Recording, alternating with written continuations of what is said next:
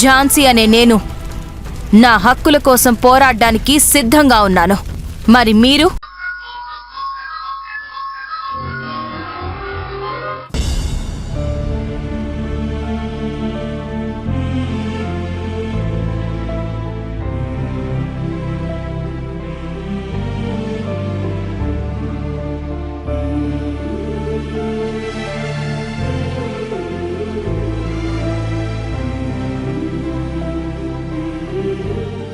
యష్,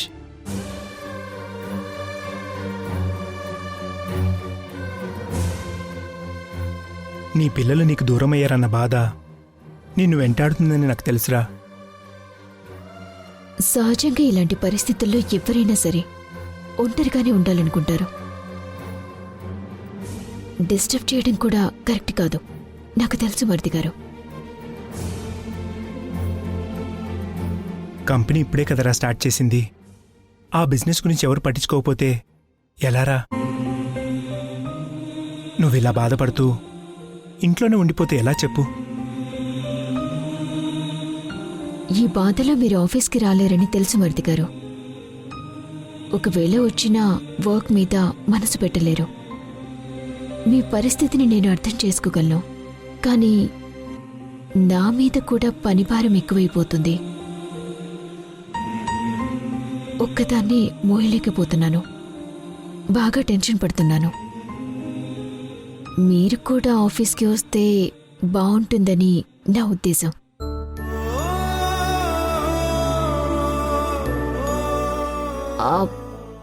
నేనేమీ ఫోర్స్ చేయడం లేదు మరిది గారు. మీకిష్టం ఉంటేనే రండి, లేదంటే చెప్పండి. ఎలాగోలా కష్టపడి అంత నేనే మేనేజ్ చేస్తాను.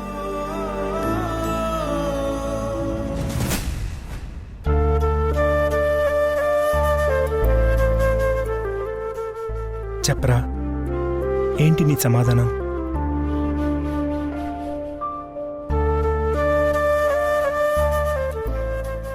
లేదన్నయ్య, వదినన్నట్టు ఈ పరిస్థితుల్లో నేను ఆఫీస్కి వచ్చి బిజినెస్ చూడలేను.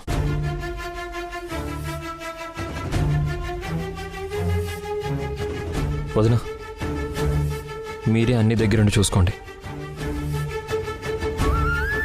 ఏదైనా అత్యవసరం అంటే అప్పుడు కావాలంటే వస్తాను. నేనొక్కదాన్నే చూసుకోవాలా? నా వల్ల అవుతుందా మరిది గారు? నువ్వు చేయగలవు వదిన, మీ మీద నాకు ఆ నమ్మకం ఉంది. కాకపోతే నేను లేకపోవడం వల్ల మీకు వర్క్ ప్రెషర్ కాస్త పెరుగుతుంది. ఆ విషయంలో మాత్రం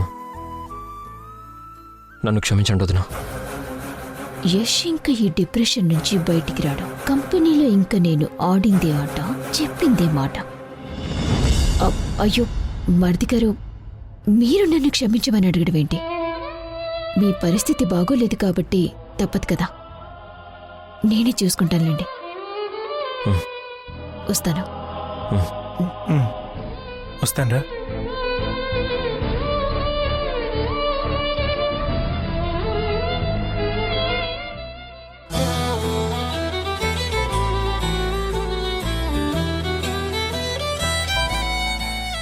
అమ్మా, మనం ఇప్పుడు ఎక్కడికి వెళ్తున్నాం? గుడికి నాన్న.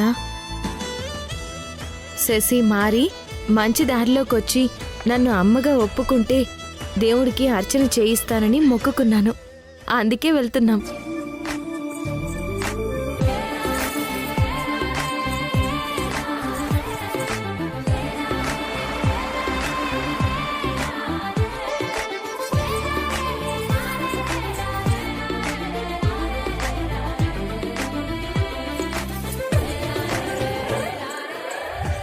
సింధు మేడం,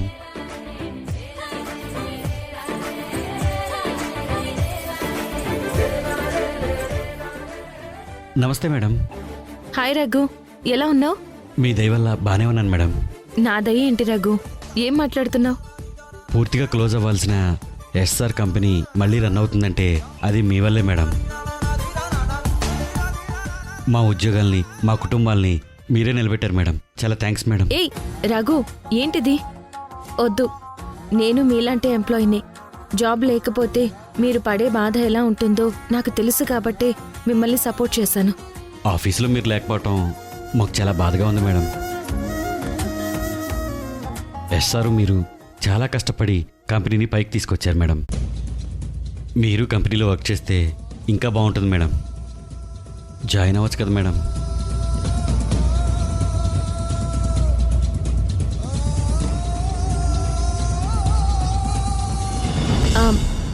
లేదు రఘు, ఇప్పుడు నాకు అలాంటి ఆలోచన లేదు.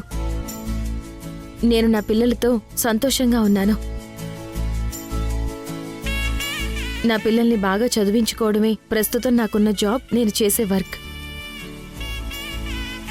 ఈ సంతోషం చాలు నాకు.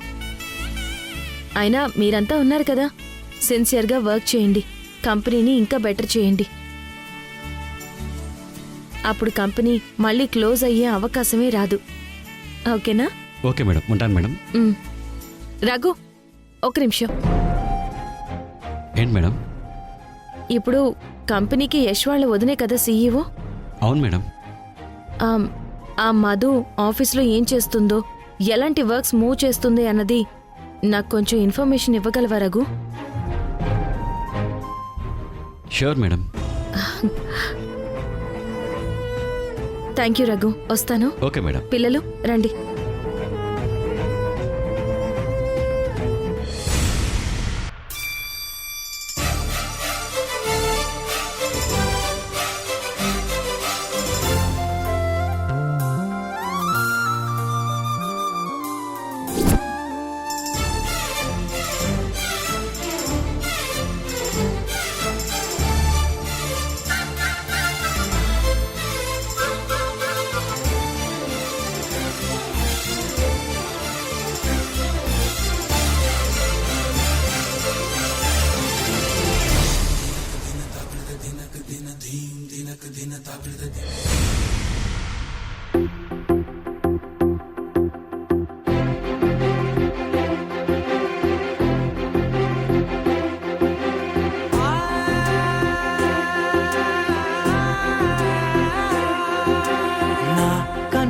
ఎప్పుడు కననే కనని, పెదవులెప్పుడు అననే అనని, హృదయం ఎప్పుడు వినని వినని, మాయలో తేలుతున్నా మనసు తలుపే తెరచి తెరచి, వెలుగు తెరలే పరచి పరచి, కలలు నిజమై ఎదుట నిలిచి, పిలిచెనే ఈ క్షణాన చేతుపై తీపిరారే పై తేజ,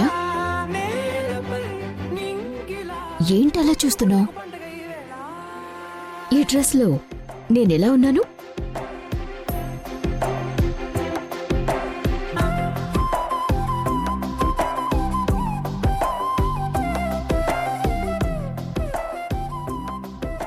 మోడ్రన్ కుందన బొమ్మలా భలే అట్రాక్టివ్గా ఉన్నావు Madhu. Thank you, thank you. అవును మధు, ఇన్నాళ్ళు ఇలాంటి డ్రెస్సులు నువ్వెందుకు వేసుకోలేదు?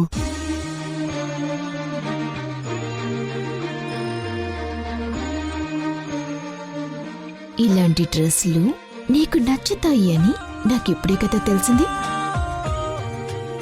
నీకు నచ్చింది కాబట్టి ఇక్కడి నుంచి ఈ డ్రెస్లే కంటిన్యూ చేస్తాను.